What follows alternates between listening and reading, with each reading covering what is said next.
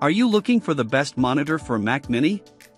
In this video we will look at some of the 6 best monitor on the market. Before we get started with our video, we have included links in the description, so make sure you check those out to see which one is in your budget range. Starting at number 1. BenQ MOBIUZ EX321UX. The best monitor for Mac Mini that we've tested is the BenQ MOBIUZ EX321UX. It's a 32-inch, 4K monitor that's versatile for productivity and editing. Its detailed 4K resolution and accurate sRGB mode are useful for content creators. It's also very capable in HDR, as it displays a wide range of very vivid colors, has highlights that pop, and even has an effective local dimming feature that helps improve its picture quality in dark scenes. It's also a great choice for editing fast-paced video, as it has great motion handling. It's a great choice even for general work use, including if you work in a sunny room. It becomes very bright, so it effectively fights glare, and its coating absorbs light well to minimize distracting reflections. It also features a number of USB ports and a KVM switch, making it easy to use the same devices on 2 different computers. However, it doesn't support Thunderbolt, which would enable full use of the Mac Mini's capabilities. You can also consider the Dell U4025QW if you prefer a model with a larger USB hub and Thunderbolt support. However, it has significantly worse picture quality in HDR due to its subpar local dimming feature. At number 2. Apple Studio Display. Should you want an Apple product to complete your ecosystem, consider the Apple Studio Display. Besides the added cost, it differs from the BenQ MOBIUZ EX321UX in a few ways, as it doesn't support HDR at all. Therefore, it's not a suitable option if you plan to edit videos in HDR. It also comes with a less ergonomic stand, but there's a variant available with a VESA adapter for those who prefer to mount it instead. There are a few advantages to getting the Apple over the BenQ. As Apple advertises the Mac Mini to pair perfectly with the Studio Display, there are a few features that can only be accessed on the monitor with a macOS device, such as its extremely accurate sRGB mode. You can also change the monitor's settings directly from your Mac Mini. Plus, the monitor has a higher 5K resolution, which results in the optimal PPI that macOS aims for, and it has better text clarity than the BenQ. It also features 3 USB-C ports, allowing you to connect your devices, including one Thunderbolt 3 port. It even has a built-in webcam and microphone, which many monitors don't come with. At number 3. Dell U4025QW. If you don't need an Apple-specific monitor or find the 32-inch screen on the BenQ MOBIUZ EX321UX too small and need more space to work with, consider an ultra-wide monitor like the Dell U4025QW.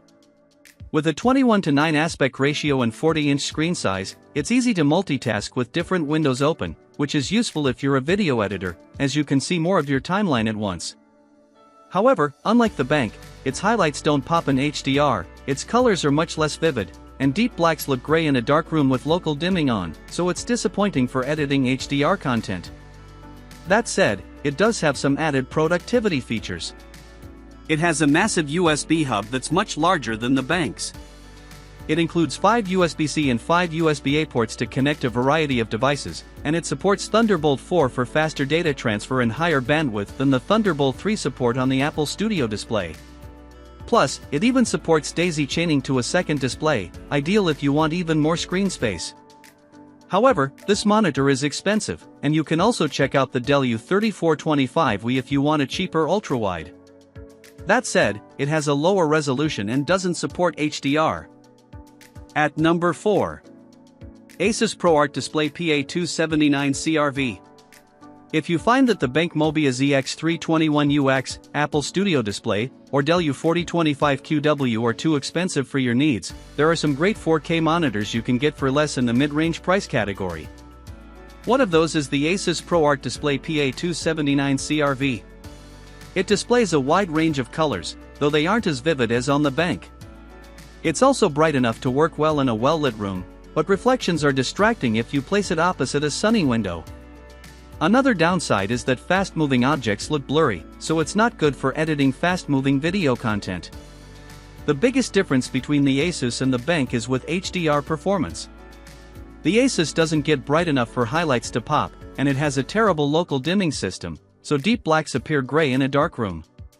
That said, the ASUS is still a great choice for editing SDR content, and it has special preset modes for various color spaces such as DCI-P3 and Adobe RGB. It has a few useful productivity features, too, including a USB hub with DisplayPort Alt mode, but no Thunderbolt support. At number 5. ASUS Q27G3XMN.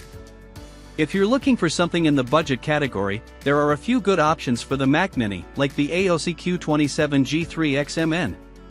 The main trade-off for getting something cheaper is that it has a lower 1440p resolution than the ASUS ProArt display PA279CRV, which means its text clarity is worse, but it's still good. Another downside versus the ASUS is that it doesn't have any USB ports.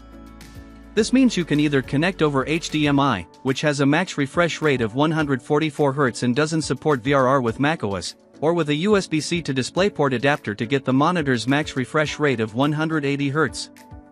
It does have some advantages over the ASUS, as it has better picture quality thanks to its mini LED local dimming.